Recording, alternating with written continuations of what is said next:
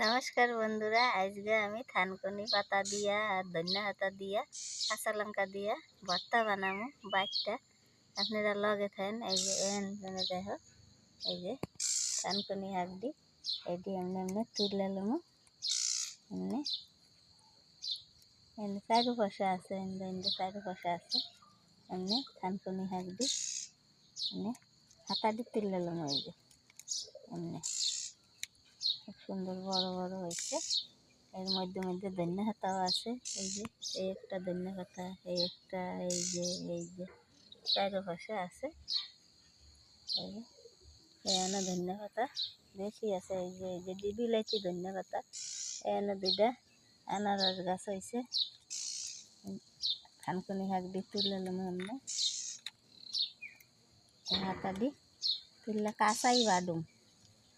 এটি খুব ভালো শাক, এটি খাইতে খুবই ভালো।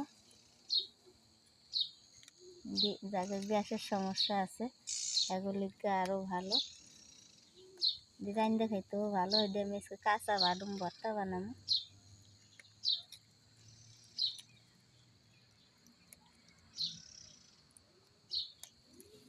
বিলাতি ধনিয়া পাতা দিও এমনি দিলাম। এমনি ব্যাগটি তুলে লইয়া ভিজামো। বন্ধুরা, এই যে ব্যাগটি ধুয়ে নিয়ে খাইয়ে করছি ধনিয়া পাতা আর থানকুনি পাতা। কেন হাঁড়া পাতার মধ্যে একদম কাঁচাই বাদুম। কাঁচা খাইলে শরীরের পক্ষে অনেক ভালো। লবণ আছে, টমেটো আর কাঁচা লঙ্কা।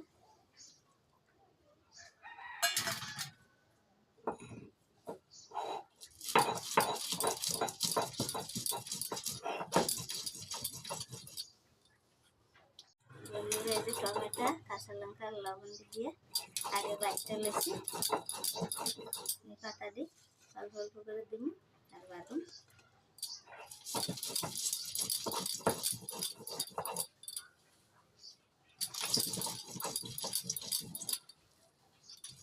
সুন্দর গরম হয়ে এসেছে।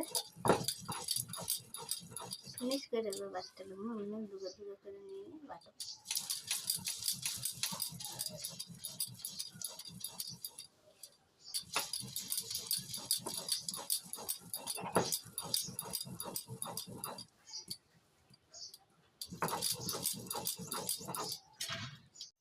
বন্ধুরা, এই যে বাটা হয়ে গেছে আমার। ফিনিশ করে বাচ্চা লইছি।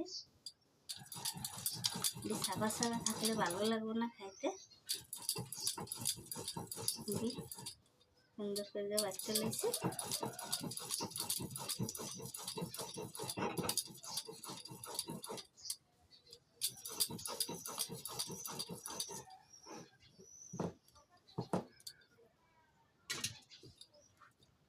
বাটন হয়ে গেছে। কাচ্চি খানি মাস্টার অয়েল মানে সরষের তেল অল্প একটু উপর দিয়ে ছড়িয়ে টেস্টটা বাইরে যাইব। সরষের তেল দিয়ে এমনি মিশাই গেলাম।